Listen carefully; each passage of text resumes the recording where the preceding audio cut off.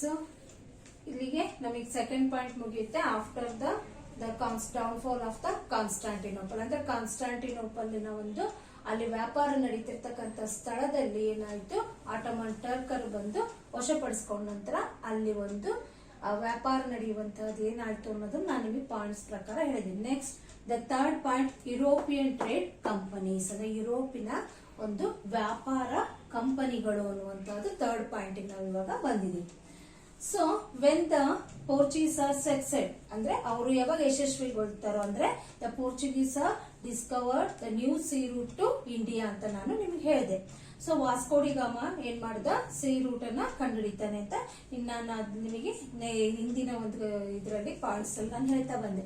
So the Portuguese are success, ಯಾವಾಗ success ಆಗಲ್ಲ, ಯಾವಾಗ ಸೀ ರೂಟ್ ಸಿಕ್ತಲ್ಲ, then the Dutch, French, English arrived India for trade. ಅವಾಗ ಏನಾಯ್ತು, ಪೋರ್ಚುಗೀಸರು ಸೀ ರೂಟ್ ಅನ್ನು ಹುಡುಕಿದ ತಕ್ಷಣನೇ ಇಲ್ಲೇನಾಯ್ತು, ಅವರ ಜೊತೆಯಲ್ಲಿ ಬರೀ ಪೋರ್ಚುಗೀಸರು ಅಷ್ಟೇ ಅಲ್ಲ, ಅವ್ರು ಬಂದ ನಂತರ ಇಲ್ಲಿ ಡಚ್, ಫ್ರೆಂಚ್, ಇಂಗ್ಲಿಷ್ ಇವರನ್ನು ಸಹ 3 ಜನನು ಸಹ ಏನ್ ಮಾಡ್ತಾರೆ, ಇಲ್ಲಿಗೆ ಭಾರತಕ್ಕೆ ವ್ಯಾಪಾರಕ್ಕೋಸ್ಕರವಾಗಿ ಬರ್ತಾರೆ. ಸೊ ಇದು ನಿಮಗೆ 2 ಮಾರ್ಕ್ಸ್ ಕೇಳ್ತಾರೆ. ಡಚ್, ಫ್ರೆಂಚ್ ಅಂಡ್ ಇಂಗ್ಲಿಷ್ ಇದು ಓನ್ಲಿ 10th ಸ್ಟ್ಯಾಂಡರ್ಡ್ ಮಕ್ಕಳಿಗಲ್ಲ, ಡಿಗ್ರಿ ಮಕ್ಕಳಿಗೂ ಸಹ ಇದು ಈಸಿ ಆಗುತ್ತೆ. ಯಾಕಂದ್ರೆ ಡಿಗ್ರಿ ಮಕ್ಕಳಿಗೂ ಅಡ್ವೆಂಟ್ ಆಫ್ ಯುರೋಪ್ ಅನ್ನುವಂತಹದ್ದು ಕ್ಲಾಸ್ ಇದೆ. ಸೊ ಅವರಿಗೂ ಇದು ಉಪಯೋಗ ಆಗುತ್ತೆ.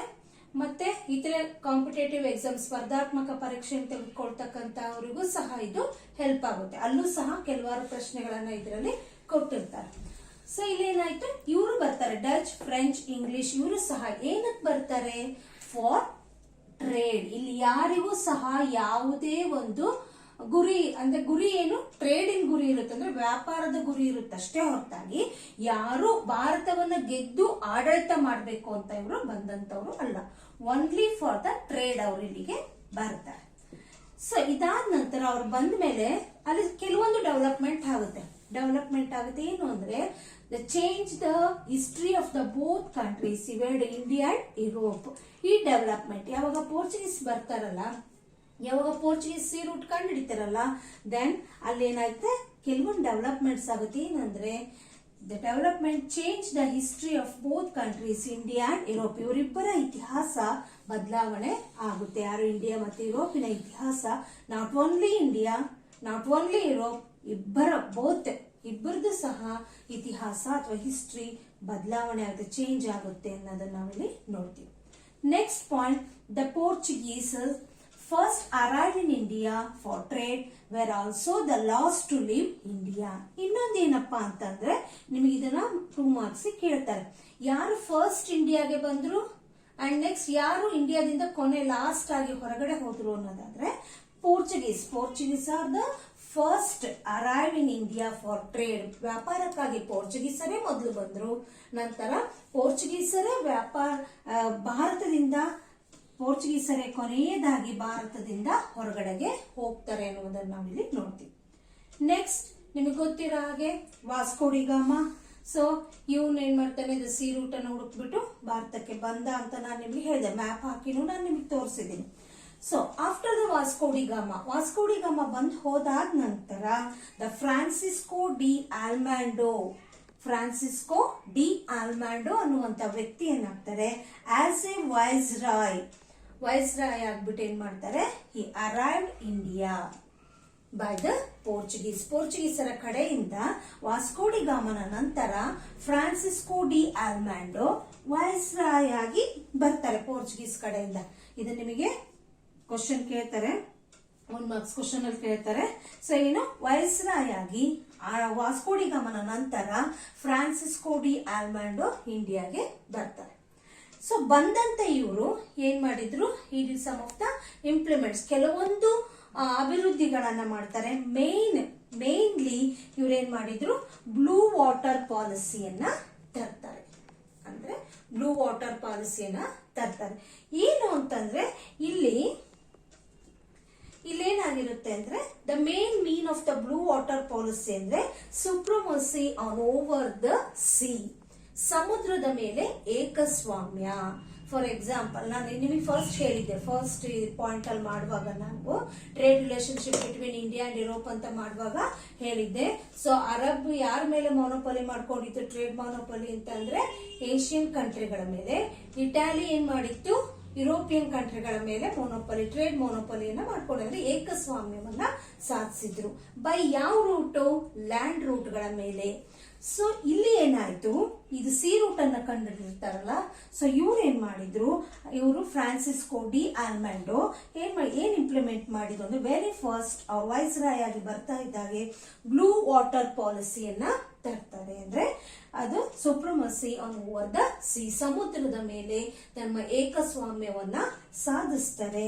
And instead of supremacy over the land, ಭೂಮಿಯ ಮೇಲೆ ಅವರ ಏಕಸ್ವಾಮ್ಯ ಏನಾಗಿತ್ತು, ಈ ಟರ್ಕರ ಆಕ್ರಮಣದಿಂದ ಅದು ತೊಂದರೆಗೀಡಾಗಿತ್ತು. ಸೊ ಹಾಗಾಗಿ ಏನ್ ಮಾಡಿದ್ರು ಇವರು ಸಮುದ್ರದ ಮೇಲೆ ತಮ್ಮ ಏಕಸ್ವಾಮ್ಯವನ್ನ ಸಾಧಿಸ್ತಾರೆ. ಇದು ಕೇಳ್ತಾರೆ ಕ್ವಶನ್ 2 ಮಾರ್ಕ್ಸ್ಗೆ. ಬ್ಲೂ ವಾಟರ್ ಪಾಲಿಸಿಯನ್ನ ಯಾರು ತಂದಿದ್ದು ಅಂತಂದು ಅದನ್ನ ಯಾರು, ಫ್ರಾನ್ಸಿಸ್ಕೋ ಡಿ ಆಲ್ಮ್ಯಾಂಡೋ ಅನ್ನುವಂತವರು ತಂದರು. ಹಿ ವಾಸ್ ಎ ವೈಸ್ರಾಯ್, ಪೋರ್ಚುಗೀಸರ ವೈಸ್ರಾಯ್ ಆಗಿದ್ರು. ನೆಕ್ಸ್ಟ್ ದ 8th ಪಾಯಿಂಟ್ ಇಲ್ಲಿ ನಾವು ನೋಡೋದಾದ್ರೆ, after the Francisco de Almeida ಬರುವಂತವ್ರು ಅಂದ್ರೆ ಆಲ್ಫಾನ್ಸೋ ಡಿ ಆಲ್ಬುಕರ್ಕ್. ಸೊ ಇವರ ನಂತರದಲ್ಲಿ ಬರುವಂತವ್ರು ಆಲ್ಫಾನ್ಸೋ ಡಿ ಆಲ್ಬುಕರ್ಕ್. ಇವರು ಹೇಗಂದ್ರೆ ಇವರನ್ನ ನಾವು ಏನಂತ ಕನ್ಸಿಡರ್ ಮಾಡ್ತಾರೆ ಅಂದ್ರೆ as the real founder of Portuguese empire in India. So ಪೋರ್ಚುಗೀಸಿನ ಸಾಮ್ರಾಜ್ಯವನ್ನು ಸ್ಥಾಪನೆ ಮಾಡಿದಂತ ವ್ಯಕ್ತಿ ಅಂತ ನಾವಿಲ್ಲಿ ಹೇಳ್ತೀವಿ. ಯಾಕಂದ್ರೆ ನಾನ್ ನಿಮಗೆ ಹೇಳಿದೆ ಇಲ್ಲಿ ಮೂರು ಜನ ಯಾರು, Portuguese, Dutch, French, English first ಇಂಡಿಯಾಗೆ ಬರುವಾಗ ಬರೀ ಟ್ರೇಡ್, ವ್ಯಾಪಾರದಷ್ಟೇ ಗಮನದಲ್ಲಿಟ್ಕೊಂಡ್ಬಂದ್ರು. ಯಾವುದನ್ನು ಯುದ್ಧಗಳಾಗ್ಲಿ ಪ್ರದೇಶಗಳನ್ನು ವಶಪಡಿಸ್ಕೊಳ್ಳೋದಾಗ್ಲಿ ಅವ್ರಿಗೆ ಇದ್ದಿದ್ದಿಲ್ಲ. ಬಟ್ ಇಲ್ಲಿವರೆಗೂ ಇದ್ದಿದ್ದಿಲ್ಲ. ಇಲ್ಲಿ ಏನ್ ಮಾಡಿದ್ರು, ಬ್ಲೂ ವಾಟರ್ ಪಾಲಿಸಿ ಮಾಡ್ಕೊಂಡ್ರು. ಯಾರು, ಇವರು ಫ್ರಾನ್ಸಿಸ್ಕೋ ಡಿ ಆಲ್ಮ್ಯಾಂಡೋ ಅನ್ನೋವರೆಗೂ ಇದ್ದಿದ್ದಿಲ್ಲ. ಸೊ ಇಲ್ಲಿ ಏನಂತೂ ಆಲ್ಫಾನ್ಸೋ ಡಿ ಆಲ್ಬುಕರ್ಕ್ ಅವ್ರನ್ನ ಏನಂತ ಕನ್ಸಿಡರ್ ಮಾಡಿದ್ರು ಅಂದ್ರೆ as the real founder of Portuguese empire in India, ಭಾರತದಲ್ಲಿ ಪೋರ್ಚುಗೀಸರ ಸಾಮ್ರಾಜ್ಯವನ್ನು ಸ್ಥಾಪನೆ ಮಾಡಿದಂತವನು ಅಂತ ಹೇಳ್ತಾರೆ. ಯಾಕೆ ಅಂತಂದ್ರೆ ಬಿಕಾಸ್ ಇನ್ 1510 ಅಂದ್ರೆ 1510 ಏನಾಗುತ್ತೆ, he won Goa against of Bijapur sultan. So 1510 ಏನ್ ಮಾಡ್ತಾರೆ, ಆಲ್ಫಾನ್ಸೋ ಡಿ ಆಲ್ಬುಕರ್ಕ್ ಬಿಜಾಪುರ ಸುಲ್ತಾನನಿಂದ ಗೋವಾವನ್ನ ಒಂದು ಯುದ್ಧ ಮಾಡುವುದರ ಮೂಲಕವಾಗಿ ಅವರು ಗೆದ್ದುಕೊಳ್ತಾರೆ. ಅಲ್ಲಿಗೆ ಶುರುವಾಯಿತು ಭಾರತದ ಪ್ರದೇಶಗಳ ಮೇಲೆ ವಿದೇಶಿಯರಾದಂತ ಯುರೋಪಿಯನ್ನರ ಒಂದು ಹಿಡಿತ ಅಲ್ಲಿಂದ ಶುರುವಾಗ್ತಾ ಹೋಗುತ್ತೆ.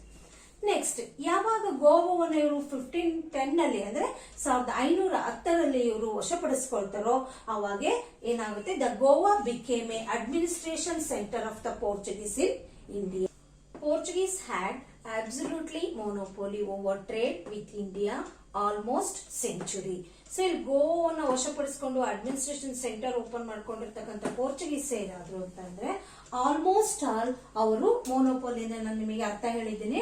ಸೊ ಏಕಸ್ವಾಮ್ಯವನ್ನ, ಭಾರತದ ವ್ಯಾಪಾರದ ಮೇಲೆ ಏಕಸ್ವಾಮ್ಯವನ್ನ ಸುಮಾರಾಗಿ ಒಂದು ಶತಮಾನದವರೆಗೂ ಸಹ ಇವರು ಸಾಧಿಸಿದ್ರು ಅನ್ನೋದನ್ನ ನಾವು ನೋಡ್ತೀವಿ. ಬಟ್ ಯಾರ್ದು ಅಂದ್ರೆ the Portuguese power was decline. ಆದ್ರೆ ಬರ್ತಾ ಬರ್ತಾ ಅವರ ಅಧಿಕಾರವೂ ಸಹ ಏನಾಯ್ತು, ಅವನತಿಗೆ ಬಂತು. ಯಾವಾಗ ಅಂದ್ರೆ when the French and English were arrived to India, ಯಾವಾಗ ಫ್ರೆಂಚರು ಮತ್ತು ಇಂಗ್ಲಿಷರು ಭಾರತಕ್ಕೆ ಬಂದ್ರಲ್ಲ ಅವಾಗ ಏನಾಯ್ತು, ಇವರ ಒಂದು ವ್ಯಾಪಾರದ ಮೇಲಿನ ಏಕಸ್ವಾಮ್ಯತೆ ಏನಾಯ್ತು, ಅದರ ಒಂದು ಅಧಿಕಾರದ ಅವನತಿಯನ್ನ ಕಾಣ್ತಾ ಬಂತು ಅಂತ ನಾವು ಹೇಳ್ಬಹುದು. After the Portuguese, the Dutches are arrived to India for the trade. ಪೋರ್ಚುಗೀಸರ ನಂತರ ಡಚ್ಚರು ಭಾರತಕ್ಕೆ ಬರ್ತಾರೆ ವ್ಯಾಪಾರಕ್ಕಾಗಿ. ಅವರು ಬಂದಂತದ್ದು ಅಂದ್ರೆ from Holland and Netherland. Holland ಮತ್ತು ನೆದರ್ಲ್ಯಾಂಡಿನಿಂದ ಡಚ್ಚರು ಏನ್ ಮಾಡ್ತಾರೆ, ಭಾರತಕ್ಕೆ ವ್ಯಾಪಾರಕ್ಕಾಗಿ ಬರ್ತಾರೆ. So in 1602 United East India Company was established by the Dutches. 1602 United East India company ಅನ್ನುವಂತಹ ಒಂದು ಕಂಪನಿಯನ್ನು ಸ್ಥಾಪನೆಯನ್ನ ಮಾಡಿಕೊಂಡು and next the aim of that company ಏನಾಗಿತ್ತು ಅಂದ್ರೆ, ಆ ಕಂಪನಿಯ ಗುರಿ ಏನಾಗಿತ್ತು ಅಂದ್ರೆ doing business with eastern countries. ಈ ಒಂದು 1602 ಅಂದ್ರೆ 1602 ಅಂತ ಹೇಳ್ತೀವಿಲ್ಲ, 1602 ಟು ಅಂತಂದಾರು ಹೇಳ್ತೀವಿ. ಇಲ್ಲಿ ಏನ್ ಮಾಡಿದ್ರು, they established a United East India company. ಇದು ಇರುತ್ತೆ ನಿಮಗೆ 2 ಮಾರ್ಕ್ಸ್ಗೆ. ಸೊ ಇಲ್ಲೇನಾಯ್ತು, ಇವರೊಂದು ಯುನೈಟೆಡ್ ಈಸ್ಟ್ ಇಂಡಿಯಾ ಕಂಪನಿ ಅಂತ ಒಂದು ಕಂಪನಿಯನ್ನ ಮಾಡಿಕೊಂಡು, ಆ ಕಂಪನಿಯ ಏಮ್ ಆಫ್ ಕಂಪನಿ, ಆ ಕಂಪನಿಯ ಮುಖ್ಯ ಉದ್ದೇಶ ಏನೆಂದ್ರು, ಯಾರ ಜೊತೆ, business with the eastern countries, eastern countries ಜೊತೆಯಲ್ಲಿ ವ್ಯಾಪಾರವನ್ನ ನಾವು ಮಾಡಬೇಕು ಅನ್ನುವಂತ ಮುಖ್ಯ ಉದ್ದೇಶದಿಂದ ಏನ್ ಮಾಡ್ತಾರೆ, ಅವರು ಬರ್ತಾರೆ. ಲೈಕ್ ಎಲ್ಲಿ ಬರ್ತಾರೆ ಅವರು ಅಂದ್ರೆ, like India, Java, Sumatra and Indonesia, ಈ ಪ್ರದೇಶಗಳನ್ನ ಗುರಿಯಾಗಿಟ್ಕೊಂಡು ಅವರು ವ್ಯಾಪಾರ ಮಾಡಕ್ಕೆ ಅಥವಾ ಬಿಸ್ನೆಸ್ ಮಾಡೋದಕ್ಕೋಸ್ಕರವಾಗಿ ಈ ದೇಶಗಳ ಮೇಲೆ ಅವರು ಈ ದೇಶಗಳಿಗೆ ಅವರು ಬರ್ತಾರೆ. And they came to that countries ಅಂದ್ರೆ ಇಂಡಿಯಾ, ಜಾವಾ, ಸುಮಾತ್ರ, ಇಂಡೋನೇಷಿಯಾಗೆ ಅವರು ಬಂದ ನಂತರದಲ್ಲಿ in the India they build the warehouse ಅಂತ ಹೇಳ್ತೇವೆ. ವೇರ್ ಹೌಸ್ ಅಂದ್ರೆ ನಾವು ಇದನ್ನ ಸರಕುಗಳ ಗೋದಾಮುಗಳು ಅಂತಂದಾರು ಕರಿಬಹುದು, ಅಥವಾ ಒಂದು ರೀತಿ ಕೋಟೆ ತರನಾದ್ರೂ ಅವರಲ್ಲಿ ಕಟ್ಕೊಳ್ತಾರೆ, ತಮ್ಮ ಒಂದು ಸರಕುಗಳನ್ನ ಇಡ್ಲಿಕ್ಕೆ ಅಥವಾ ತಾವು ಉಳ್ಕೊಳ್ಳಿಕ್ಕೆ, ಒಟ್ಟು ತಮ್ಮ ಒಂದು ವ್ಯಾಪಾರ ಕೇಂದ್ರವನ್ನ ಮಾಡ್ಕೊಳ್ತಾರೆ ಇಂಡಿಯಾದಲ್ಲಿ. ಆ ಪ್ಲೇಸ್ಗಳು ಯಾವುದು ಅಂದ್ರೆ ಸೂರತ್, ಬರೋಚ್, ನಾಗಪಟ್ಟಣಂ, ಮಸಲಿಪಟ್ಟಣಂ ಮತ್ತೆ ಚಿನ್ಸೂರ್. ಇಷ್ಟು ಏನ್ ಮಾಡಿದ್ರು, ಇಂಡಿಯಾದಲ್ಲಿ ಅವರು ಈ ವೇರ್ ಹೌಸ್ ಗಳನ್ನ ಅವರು ಕಟ್ಕೊಳ್ತಾರೆ ಈ ಪ್ರದೇಶಗಳಲ್ಲಿ. ಇದನ್ನು ಸಹ ನಿಮಗೆ 2 ಮಾರ್ಕ್ಸ್ 1 ಮಾರ್ಕ್ಸ್ ಇಲ್ಲ ಡ್ಯಾಶಸ್ ಯಾವ್ದಾದ್ರು ಮ್ಯಾಚ್ ದ ಫಾಲೋಯಿಂಗ್ ನಲ್ಲಾರು ಒಂದನ್ನಾರು ಕೊಟ್ಟು ನಿಮಗೆ ಅವರು ಮ್ಯಾಚ್ ದ ಫಾಲೋಯಿಂಗ್ ಮಾಡ್ರಿ ಅಂತಂದ್ರೆ ಹೇಳ್ಬಹುದು ನಿಮಗೆ.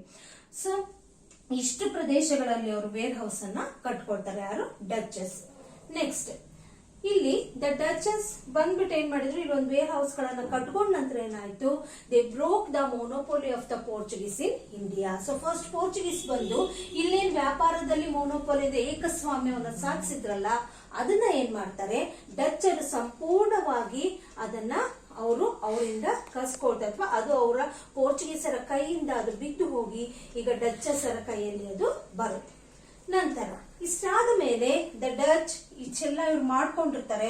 ಆದ್ರೆ ನಾನು ಹೇಳಿದೆ, ಪೋರ್ಚುಗೀಸರು ಬಂದ್ಬಿಟ್ಟು ಮೊನೋಪೋಲಿ ಮಾಡಿ ವ್ಯಾಪಾರವನ್ನ ಮಾಡಿದಾಗ, ಏಕಸ್ವಾಮ್ಯ ಮಾಡ್ಕೊಂಡು ವ್ಯಾಪಾರವನ್ನ ಇಲ್ಲಿ ಶುರು ಮಾಡಿದಾಗ ಅವರಿಗೂ ಸಹ ಒಂದು ಅವನತಿ ಎನ್ನುವಂತಹದ್ದು ಬಂತು ಅಂತ. ಹಾಗೆ the Dutches also at the one of the decline ಅಂದ್ರೆ ಒಂದು ಅವನತಿ ಅವರಿಗೂ ಬಂತು. ಏಕಪ್ಪ ಅಂತಂದ್ರೆ, the Dutches are unable to face the competition from the English and French. ಹೇಗೆ ಪೋರ್ಚುಗೀಸರಿಗೆ ಇಂಗ್ಲಿಷರು ಮತ್ತು ಫ್ರೆಂಚರು ಭಾರತಕ್ಕೆ ಬಂದಾಗ ಅವರ ಕಾಂಪಿಟೇಷನ್ ಅನ್ನು ಎದುರಿಸಲಿಕ್ಕೆ ಆಗದೆ ಹೋದ್ರು, ಹಾಗೆ ಡಚ್ಚರ ಸ್ಥಿತಿನೂ ಬಂತು. So Dutches also unable to face the competition from the English and French. English ಮತ್ತು ಫ್ರೆಂಚರ ಒಂದು ಕಾಂಪಿಟೇಷನ್ ಇವರಿಗೂ ಸಹ ಎದುರಿಸಲಿಕ್ಕೆ ಸಾಧ್ಯವಾಗಲಿಲ್ಲ. Then the Dutches are limited themselves to the spice islands in Indonesia. So ಇವರು ತಮ್ಮ ಗಮನವನ್ನ ಎಲ್ಲ ಹರಿಸ್ಕೊಂಡ್ರು. ಏನ್ ಮಾಡಿದ್ರು, ಯಾವುದು ಬೇಡ, ಇವರ ಒಂದು ಕಾಂಪಿಟೇಷನ್ಗೆ ಅವರು ಸಮಬಲವಾಗಿ ನಿಲ್ಲಕ್ಕಾಗ್ಲಿಲ್ಲ, ಸ್ಪರ್ಧೆ ಮಾಡಕ್ಕಾಗ್ಲಿಲ್ಲ.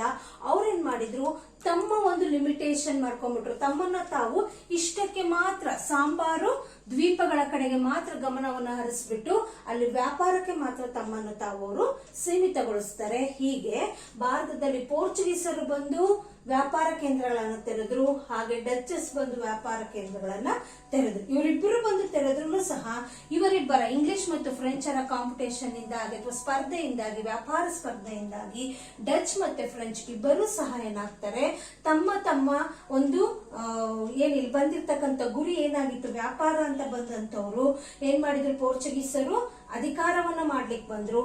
ಆದ್ರೆ ಇವರಿಬ್ಬರ ಒಂದು ಏನಾಯ್ತು, ಸ್ಪರ್ಧೆಯಿಂದಾಗಿ ಅವರು ತಮ್ಮನ್ನ ತಾವು ಮಿತಿಗೊಳಿಸ್ಕೊಳ್ತಾ ಕೇವಲ ವ್ಯಾಪಾರಕ್ಕೆ ಮಾತ್ರ ಅವರು ತಮ್ಮ ಗಮನವನ್ನ ಹರಿಸಲಿಕ್ಕೆ ಶುರು ಮಾಡಿದ್ರು. So after the Dutch the English are arrive to India for the trade. So ಇಲ್ಲಿ ಡಿಸೆಂಬರ್ 31 ಅಂದ್ರೆ ಡಚ್ಚರ ನಂತರದಲ್ಲಿ ಇಂಗ್ಲಿಷರು ಭಾರತಕ್ಕೆ ವ್ಯಾಪಾರಕ್ಕೋಸ್ಕರವಾಗಿ ಬರ್ತಾರೆ.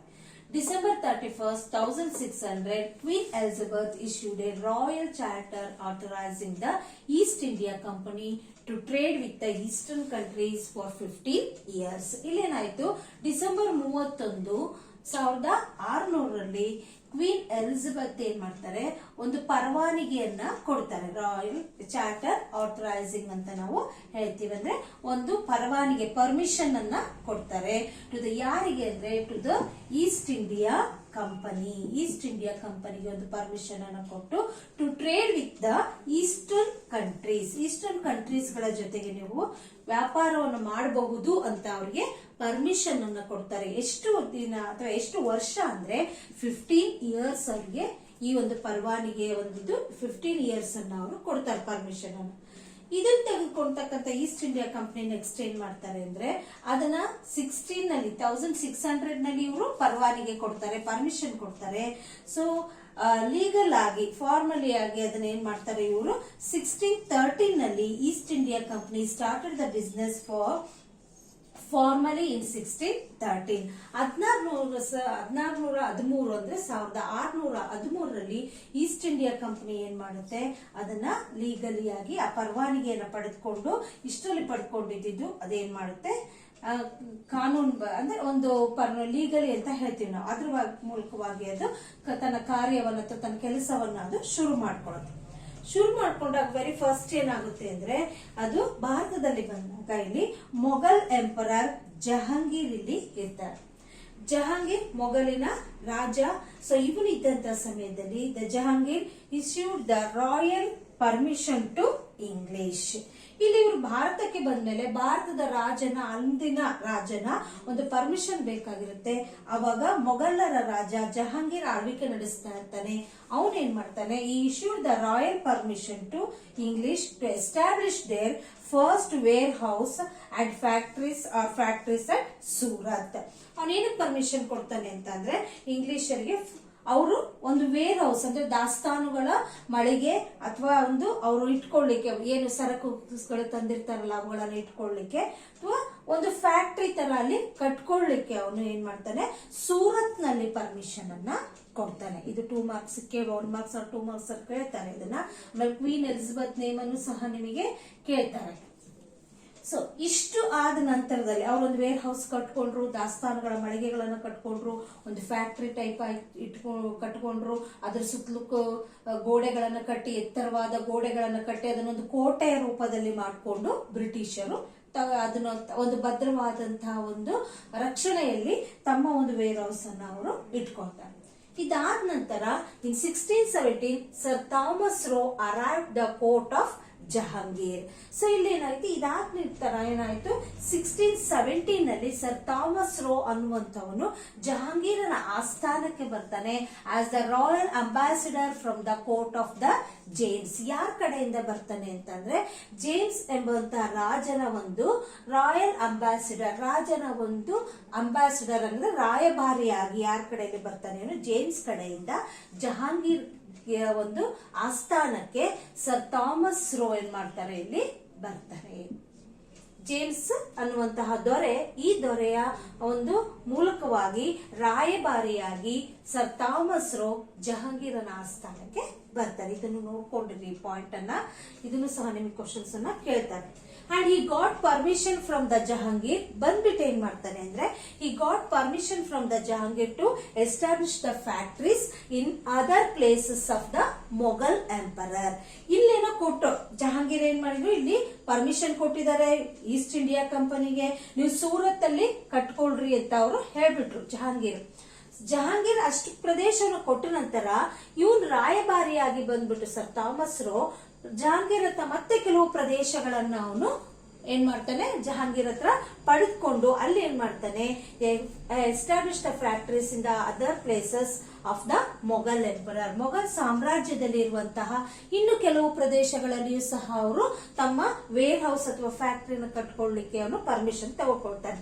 ಅದು ಯಾವಾಗ 1617 ನಲ್ಲಿ ಬರ್ತಾನೆ, ಪರ್ಮಿಷನ್ ತಗೊಳ್ತಾನೆ. ಅಂಡ್ ಇನ್ 1639 ನಲ್ಲಿ ಏನ್ ಮಾಡ್ತಾರೆ ಅವರು they build the warehouses in Agra, Ahmedabad and Broach. Agra, Ahmedabad and Broach ನಲ್ಲಿ ಅವರು ಕಟ್ತಾರೆ. ಯಾರು ಮೊಘಲ್ ಎಂಪರರ್ ಒಂದು ಪ್ರದೇಶಗಳು ಇವು. ಇಲ್ಲಿ ಜಹಾಂಗೀರನ ಪರ್ಮಿಷನ್ ತಗೊಂಡು ಇನ್ 1639 they built the warehouses or the factories in Agra, Ahmedabad and Bharuch. The English took Madras from the king of Chandragiri and established a strong fort, St. George Fort. ನಂತರ English ಏನ್ ಮಾಡಿದ್ರು, ಮಡ್ರಾಸ್ ಅನ್ನ ಚಂದ್ರಗಿರಿಯ ರಾಜನ ಹತ್ತಿರ ಏನ್ ಮಾಡ್ತಾರೆ ಕೊಂಡ್ಕೊಂಡ್ಬಿಟ್ಟು ಅಲ್ಲಿ ಒಂದು ಬಲವಾಗಿರ್ತಕ್ಕಂತಹ ಒಂದು ಕೋಟೆಯನ್ನ ಕಟ್ತಾರೆ. ಆ ಕೋಟೆಗೆ ಸೆಂಟ್ ಜಾರ್ಜ್ ಫೋರ್ಟ್ ಅಂತ ಆ ಕೋಟೆಗೆ ಹೆಸರನ್ನ ಕೊಡ್ತಾರೆ. ಇದನ್ನು ನಿಮಗೆ ಎಕ್ಸಾಮಿಗೆ ಬರುವಂತಹ ಒಂದು ಕ್ವಶನ್ ಇದನ್ನು ಸಹ. ನೆಕ್ಸ್ಟ್ ಇನ್ 1668 1662ರಲ್ಲಿ Charles second the prince of the England 1668ರಲ್ಲಿ ಒಂದು ಘಟನೆ ನಡೀತದೆ. ಏನಂದ್ರೆ the Charles second the prince of the England gave the Bombay on annual rent of 10 pounds to East India company. ಇದೇ ಜೊತೆಯಲ್ಲಿ 1668ರಲ್ಲಿ ಚಾರ್ಲ್ಸ್ ಸೆಕೆಂಡ್ ಇವನು ಪ್ರಿನ್ಸ್, ಇಂಗ್ಲೆಂಡಿನ ಪ್ರಿನ್ಸ್, ಇವನು ಏನ್ ಮಾಡ್ತಾನೆ, ಬಾಂಬೆಯನ್ನ ಈಸ್ಟ್ ಇಂಡಿಯಾ ಕಂಪನಿಗೆ ಇವನು ಬಾಡಿಗೆಯಾಗಿ ಕೊಡ್ತಾನೆ. ಎಷ್ಟು? 10 pounds ಇವನು ಬಾಡಿಗೆಯಾಗಿ ಇದನ್ನ ಕೊಡ್ತಾನೆ. ಇವಾಗ ನಾವು ಬಾಂಬೆನ ಮುಂಬೈ ಅಂತ ಕರಿತೀವಿ, ಹಿಂದೆ ಅವಾಗ ಬಾಂಬೆ ಅಂತಂದೆ ಕರೀತಾ ಇತ್ತು. ಸೊ 10 pounds ಕೊಡ್ತಾನೆ.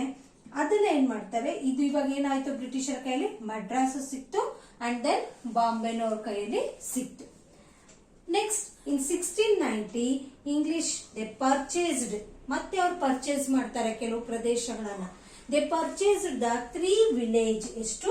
3 ಹಳ್ಳಿಗಳನ್ನ ಅವರು ಕೊಂಡ್ಕೊಂತಾರೆ. That villages are on the bank of the Hooghly river. ಅಂದ್ರೆ ಆ 3 ಹಳ್ಳಿಗಳು ಹೂಗ್ಲಿ ನದಿಯ ದಂಡೆಯ ಮೇಲೆ ಇರುವಂತಹ ಹಳ್ಳಿಗಳು. ಆ ಹಳ್ಳಿಗಳ ಹೆಸರು ಅಂದ್ರೆ ಸುನಾತನಿ, ಕಾಲಿಕಟ ಮತ್ತು ಗೋವಿಂದಪುರ ಅನ್ನುವಂತಹದನ್ನು ನಾವಿಲ್ಲಿ ನೋಡ್ತೀವಿ.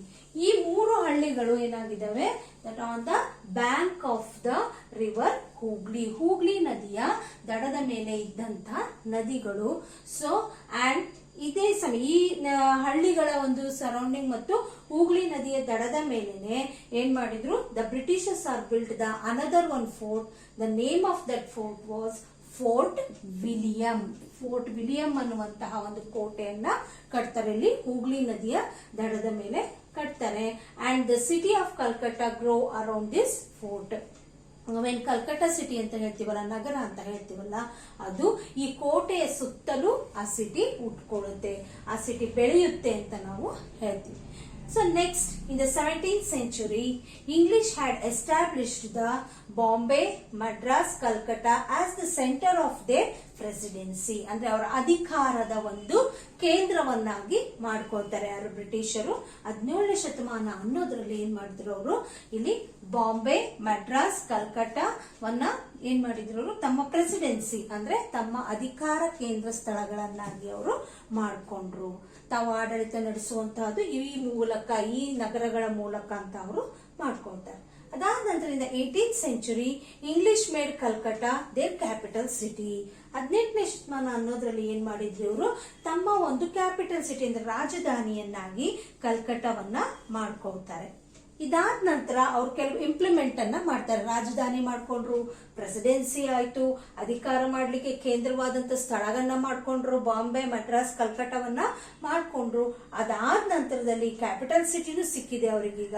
ಸೊ ದಿನಕ್ಕೆ ದಿನ ಏನಾದ್ರು ಅವರು ಭಾರತದಲ್ಲಿ ತಮ್ಮ ಅಧಿಕಾರವನ್ನ ಅವರು ಸ್ಥಾಪಿಸ್ತಾ ಬಂದ್ರು.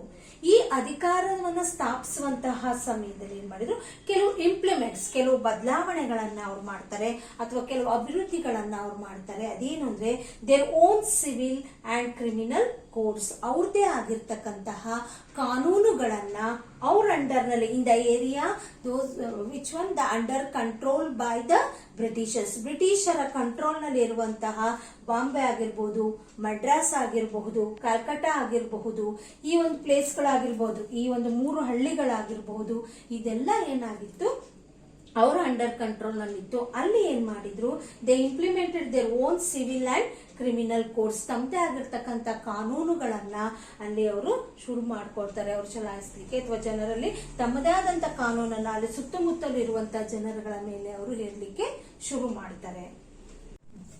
Next French. So in 1664 French East India Company started as a government owned. ಅಂದ್ರೆ 1664ರಲ್ಲಿ French East India company start ಆಗುತ್ತೆ. ಅಂದ್ರೆ ಗವರ್ಮೆಂಟಿನ ಅಂಡರ್ ನಲ್ಲಿ, ಗವರ್ಮೆಂಟಿನ ಒಂದು ನೆರಳಲ್ಲಿ, ಅಂದ್ರೆ ಗವರ್ಮೆಂಟಿನ ಒಂದು ಪರ್ಮಿಷನ್ ನಲ್ಲಿ ಈಸ್ಟ್ ಇಂಡಿಯಾ ಕಂಪನಿ ಅದು ಸ್ಟಾರ್ಟ್ ಆಗುತ್ತೆ. ಇವಾಗ 1664ರಲ್ಲಿ. Next point, in 1668 the French are established the first factory at Surat ನಲ್ಲಿ ಏನ್ ಮಾಡ್ತಾರೆ ಇವರು ಒಂದು ಮೊದಲನೇ ಫ್ಯಾಕ್ಟರಿಯನ್ನ ಇವರು ಓಪನ್ ಅನ್ನ ಮಾಡ್ತಾರೆ. ಇದು ಕೇಳ್ತಾರೆ, ಇಯರ್ ಕೇಳ್ತಾರೆ ಅಂಡ್ ಪ್ಲೇಸ್ ಕೇಳ್ತಾರೆ ಇದನ್ನ. ಸೊ ಸೂರತ್ ಅಲ್ಲಿ ಫ್ರೆಂಚ್ ಏನ್ ಮಾಡ್ತಾರೆ, they establish the first factory at Surat. Next later they established the factories in the places of the Machilipattana, Chandranagar, Mahe, Karaikal, Kasim Bazar and Balsur. ಇದಾದ ನಂತರದಲ್ಲಿ ಇನ್ನು ಕೆಲವು ಪ್ರದೇಶಗಳಲ್ಲಿ ಅವರು ತಮ್ಮ ಫ್ಯಾಕ್ಟರಿಗಳ ಅಥವಾ ಕಂಪನಿಯನ್ನ ಅವರು ಓಪನ್ ಮಾಡ್ಕೊಳ್ತಾರೆ. ಅದು ಯಾವ್ದಂದ್ರೆ ಮಚಲಿಪಟ್ಟಣ, ಚಂದ್ರಾನಗರ್, ಮಾಹೆ, ಕಾರೈಕಲ್, ಕಾಸಿಂ ಬಜಾರ್ ಮತ್ತೆ ಬಾಲ್ಸೂರ್ ಈ ಪ್ರದೇಶಗಳಲ್ಲಿ ಏನ್ ಮಾಡ್ತಾರೆ ಅವರು ತಮ್ಮ ಕಂಪನಿಯನ್ನ ಅವರು ಎಸ್ಟಾಬ್ಲಿಷ್ ಅನ್ನ ಮಾಡ್ತಾರೆ. ಈ ಪ್ರಯೋಗವನ್ನು ಸಹ ನಿಮಗೆ ಎಕ್ಸಾಮ್ ಅಲ್ಲಿ ಕ್ವಶನ್ಸ್ ಅನ್ನ ಕೇಳ್ತಾರೆ. ಇದು ಡಿಗ್ರಿ ಅವ್ರಿಗೂ ಯೂಸ್ ಆಗುತ್ತೆ, 10th ಸ್ಟ್ಯಾಂಡರ್ಡ್ ಮಕ್ಕಳಿಗೂ ಯೂಸ್ ಆಗುತ್ತೆ. ನೆಕ್ಸ್ಟ್ ಸ್ಪರ್ಧಾತ್ಮಕ ಪರೀಕ್ಷೆ ಅಥವಾ ಕಾಂಪಿಟೇಟಿವ್ ಎಕ್ಸಾಮ್ ತೆಗೆದುಕೊಳ್ಳುವಂತಹ SDC ಆಗಿರ್ಬೋದು, FD ಆಗಿರ್ಬೋದು ಅಥವಾ KPSC ಆಗಿರ್ಬೋದು, ಅವ್ರಿಗೂ ಸಹ ಕೆಲವೊಂದು ಪೇಪರ್ಗಳಲ್ಲಿ ಈ ಪ್ರಶ್ನೆಯನ್ನ ಕೇಳಿದ್ದಾರೆ. Next in 1674 French took one of the places Walikandapuram by the local Muslim officials. 1674 ಅಲ್ಲಿ 1674ರಲ್ಲಿ ಫ್ರೆಂಚರ್ ಏನ್ ಮಾಡ್ತಾರೆ, ವಾಲಿಕಂಡಪುರಂ ಅನ್ನುವಂತ ಒಂದು ಪ್ಲೇಸ್ ಅನ್ನ ಏನ್ ಮಾಡಿದ್ರು, ಲೋಕಲ್ ಮುಸ್ಲಿಂ ಇಂದ ಅವರು ಖರೀದಿಯನ್ನ ಮಾಡ್ಕೊಳ್ತಾರೆ. ಖರೀದಿಯನ್ನ ಮಾಡ್ಕೊಂಡ್ಮೇಲೆ ಮಾಡ್ಕೊಂಡ ನಂತರದಲ್ಲಿ ಅವರು ಅದನ್ನ local Muslims and the official and Valikondapuram ನ ಏನ್ ಮಾಡ್ತಾರೆ ಅಂದ್ರೆ ಅವರು ಮೇಜರ್ ಟ್ರೇಡ್ ಸೆಂಟರ್ ಆಗಿ ಮಾಡ್ಕೊಳ್ತಾರೆ. It's A major developed, it's A major trade centre. ಅವ್ರದೇ ಆಗಿರ್ತಕ್ಕಂತಹ ಒಂದು ಮೇಜರ್ ಟ್ರೇಡ್ ಸೆಂಟರ್, ಪ್ರಮುಖವಾದಂತಹ ಒಂದು ವ್ಯಾಪಾರ ಕೇಂದ್ರವನ್ನಾಗಿ ಮಾಡಿಕೊಂಡು ಅದಕ್ಕೆ ಪುದುಚೇರಿ ಅಂತ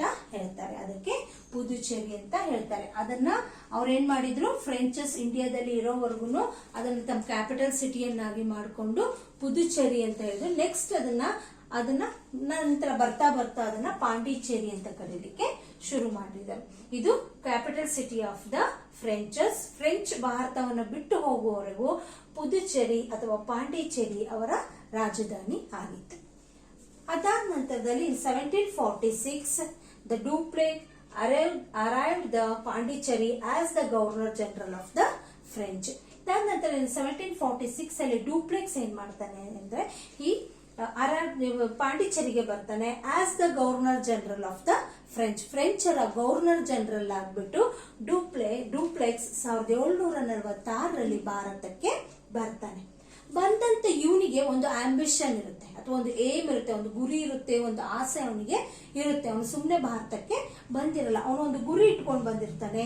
ಆ ಗುರಿ ಏನು ಅಂತ ಅಂದ್ರೆ establishing the French as A major power in south India. ಅಂದ್ರೆ ದಕ್ಷಿಣ ಭಾರತದಲ್ಲಿ ಫ್ರೆಂಚರ ಒಂದು ಅಧಿಕಾರವನ್ನ ಸ್ಥಾಪನೆ ಮಾಡಬೇಕು. ಮೇಜರ್ ಪವರ್ ನಲ್ಲಿ ಅಂದ್ರೆ ಸ್ಥಾಪನೆಯನ್ನ ನಾನು ಸೌತ್ ಇಂಡಿಯಾದಲ್ಲಿ, ದಕ್ಷಿಣ ಭಾರತದಲ್ಲಿ ಸ್ಥಾಪನೆ ಮಾಡಬೇಕು ಅನ್ನುವಂತ ಒಂದು ಉದ್ದೇಶವನ್ನ ಇಟ್ಕೊಂಡು ಡೂಪ್ಲೆಕ್ಸ್ ಏನ್ ಮಾಡಿರ್ತಾನೆ, ಇಲ್ಲಿ ಅವನು ಗವರ್ನರ್ ಜನರಲ್ ಆಗಿ ಭಾರತಕ್ಕೆ ಬಂದಿರ್ತಾನೆ.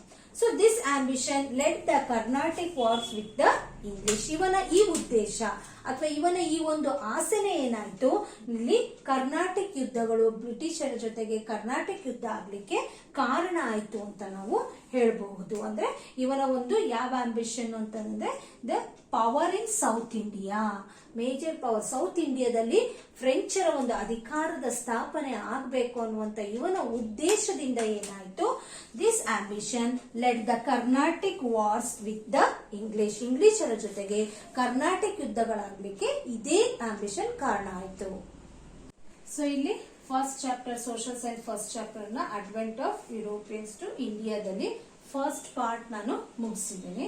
ಸೊ ನಾವು ರೀಕಾಲ್ ಮಾಡ್ಕೊಳ್ಳೋದಾದ್ರೆ ಇಲ್ಲಿ ಫಸ್ಟ್ ಪಾಯಿಂಟ್ ಏನ್ ಹೇಳಿದ್ದೆ ನಾನು, the trade relationship between the India and Europe, ಮತ್ತೆ the fall of Constantinople, new sea route to India, ಮತ್ತೆ ಇದು ಯಾವುದು ಕಂಪನೀಸ್ ಯಾವ್ದು ಯಾವ ಕಂಪನೀಸ್ಗಳು ಅಂತಂದ್ರೆ ದ ಯುರೋಪಿಯನ್ ಟ್ರೇಡ್ ಕಂಪನೀಸ್ ಅಂತ ನಾವು ಹೇಳ್ತೀವಿ. ಅಂದ್ರೆ ಕನ್ನಡದಲ್ಲಿ ಹೇಳೋದಾದ್ರೆ ಯುರೋಪ್ ಮತ್ತು ಇಂಡಿಯಾದ ನಡುವಿನ ಒಂದು ವ್ಯಾಪಾರ ಸಂಬಂಧಗಳು ಮತ್ತು ಕಾನ್ಸ್ಟಾಂಟಿನೋಪಲಿನ ಪತನ ಹಾಗೂ ಹೊಸ ಜಲಮಾರ್ಗ, ಭಾರತಕ್ಕೆ ಹೊಸ ಜಲಮಾರ್ಗ, ಕೊನೆಯದಾಗಿ ಅಂದ್ರೆ ಯುರೋಪಿಯನ್ ಟ್ರೇಡ್ ಕಂಪನೀಸ್, ಯುರೋಪಿನ ವ್ಯಾಪಾರ ಕಂಪನಿಗಳು. ಅದರಲ್ಲಿ ಫಸ್ಟ್ ನಮಗೆ ಬಂದಿದ್ದು ಪೋರ್ಚುಗೀಸ್, ಆಮೇಲೆ ಡಚಸ್, ಫ್ರೆಂಚ್, ಇಂಗ್ಲಿಷ್, ಆಮೇಲೆ ಫ್ರೆಂಚ್. 4 ಜನದ್ದು ನಾವು ಹೇಗೆ ಇಲ್ಲಿ ಫ್ಯಾಕ್ಟರೀಸ್ಗಳು ಸ್ಟಾರ್ಟ್ ಮಾಡಿದ್ರು, ಅವರವರ ಒಂದು ಕಂಪನಿಗಳನ್ನ ಹೇಗೆ ಎಸ್ಟಾಬ್ಲಿಷ್ ಮಾಡಿದ್ರು ಅಂತ ತಿಳ್ಕೊಂಡ್ವಿ. ಸೊ ನಾನ್ ಮಾಡಿರುವಂತಹ ಈ ಪಾಠಗಳು ಅಥವಾ ಮುಂದೆ ಬರುವಂತಹ ಯಾವುದೇ ಪಾಠಗಳಾಗಿರ್ಲಿ, ಇದು ಕೇವಲ 10th ಸ್ಟ್ಯಾಂಡರ್ಡ್ ಮಕ್ಕಳಿಗೆ ಅಷ್ಟೇ ಅನ್ನುವಂತಹದಲ್ಲ. ಇದು ಡಿಗ್ರಿ ಕಾಲೇಜ್ ಮಕ್ಕಳಿಗೂ ಹಾಗೂ ಸ್ಪರ್ಧಾತ್ಮಕ ಪರೀಕ್ಷೆಗಳನ್ನು ತೆಗೆದುಕೊಳ್ಳುವಂತ ಪ್ರತಿಯೊಬ್ಬರಿಗೂ ಸಹ ಸಹಾಯಕವಾಗಿರೋದ್ರಿಂದ ಈ ವಿಡಿಯೋ ನಿಮಗೆ ಲೈಕ್ ಆದ್ರೆ ಶೇರ್ ಮಾಡ್ರಿ, ಕಮೆಂಟ್ ಮಾಡ್ರಿ, ಹಾಗೂ ಇನ್ನೂ ನನ್ನ ಚಾನಲ್ಗೆ ಸಬ್ಸ್ಕ್ರೈಬ್ ಆಗಿಲ್ಲ ಅಂತ ಹೇಳಿದ್ರೆ ನೀವು ಸಬ್ಸ್ಕ್ರೈಬ್ ಮಾಡಿ.